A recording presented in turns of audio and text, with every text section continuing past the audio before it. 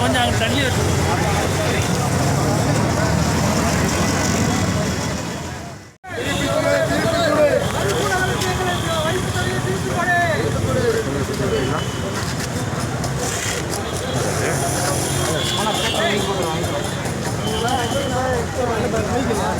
பின்னாடி இது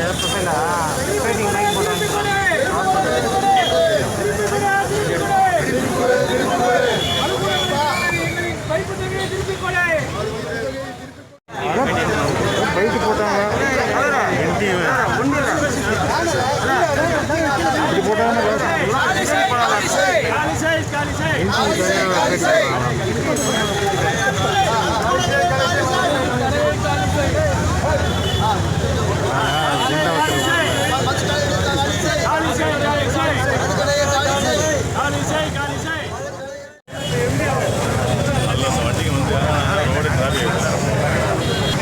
நாங்கள் முறைப்படுத்தி கொரோனாவுக்கு என்னென்ன வழிமுறைகள் இருக்கோ அந்த வழிமுறைகளை பின்பற்றி நடத்துறதுக்கு ரெடியாக இருக்கோம். இந்த அரசாங்கம் காலதாமதப்படுத்தாமல் திறக்கணும் எங்கள் நோக்கம். திறக்காத பட்சத்தில் கடையை மூடி சாவி தவிர எங்களுக்கு ஒரு வழியே தெரியல. ஏன்னா நாங்கள் இதுலேருந்து இப்போ ஒரு 500 கோடி ரூபாய் வாடகை பாக்கி வச்சுருக்கோம். அரசாங்கத்துக்கு ஒரு 1500 கோடி ரூபாய் அது மூடிக்கு நல்ல நஷ்டம். இது நல்ல திட்டங்களுக்கு போய் சேரும்.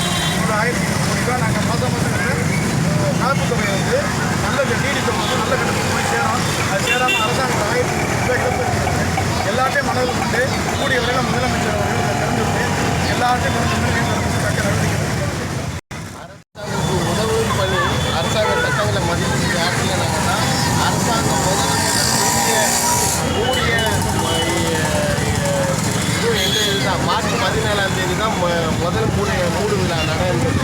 அதுக்கப்புறம் தான் திரையரங்கம், பொது இடங்கள், பூங்கா இதெல்லாம் மூடப்பட்டு இப்போ நிறைய வருஷம் பார்த்தீங்கன்னா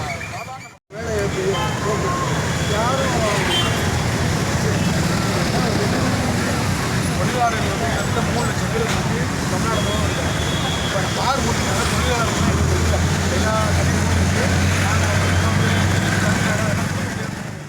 இடத்தில் டாஸ்மாக் கடைகள் இயங்கி வருமானம் பார்த்துக் கொண்டிருக்கிறார்கள். ஆனால் எங்களது பார்களை இன்று வரை திறக்கவில்லை.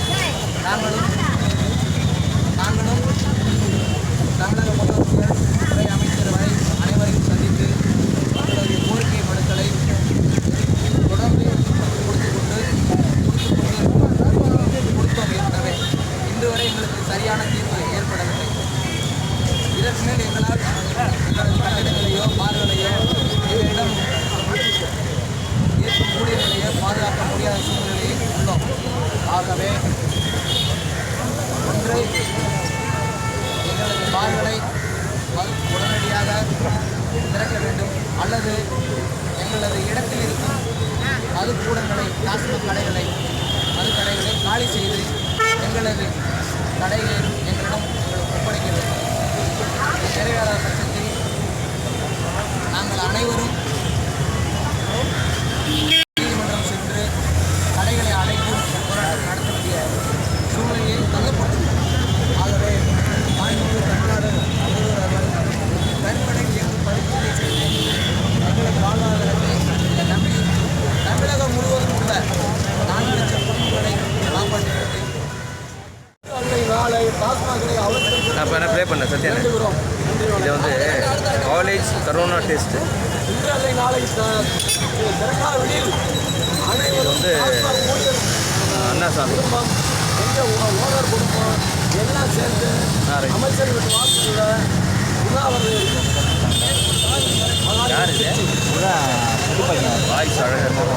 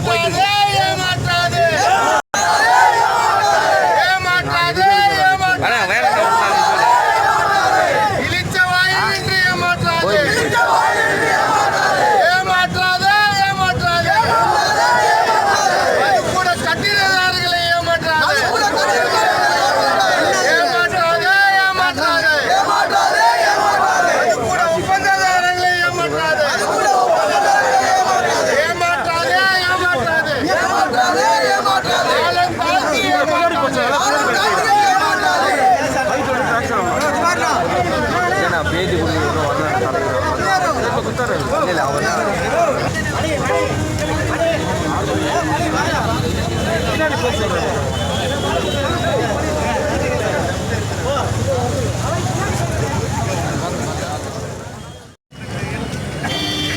கிடைக்காமல் உள்ளது. நாங்கள் அரசின் அனுமதி கிடைக்கும் என்று பல முறை அதிகாரிகளை தொடர்பு கொண்டோம்.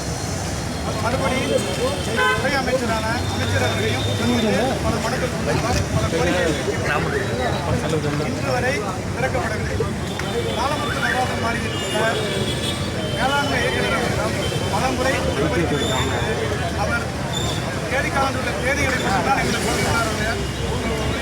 இதுவரை தீர்வான தேதியை சொல்லவில்லை. 20ஆம் தேதி, 19ஆம் தேதி, 15ஆம் தேதி, 5ஆம் தேதி சொல்வார். இதுவரை தேதி சொல்வார். எங்களுக்கு ஒரு முடிவான தேதியை அறிவிக்க வேண்டும். அப்படி அறிவிக்காத பட்சத்தில் இதை நம்பியுள்ள 6 லட்சம் தொழிலாளர்களும் வறுமையில் வாடிக்கொண்டிருக்கிறார்கள். நாங்கள் கடை நடத்தும்போது கட்டடத்திற்கு வாடகை 500 கோடி ரூபாய்க்கு மேல் வாடகை ரூபாய்க்காக நாங்கள் தர வேண்டியிருக்கிறோம். இதையெல்லாம் ஈடு செய்ய வேண்டும். முதலமைச்சர் உடனே தக்க நடவடிக்கை எடுத்து எங்களுக்கு மாதாந்திர கட்டணத்தை பாதியாக குறைத்து இந்த காலம் முழுவதும், இந்த டெண்டர் காலம் முழுவதும் செய்ய வேண்டும்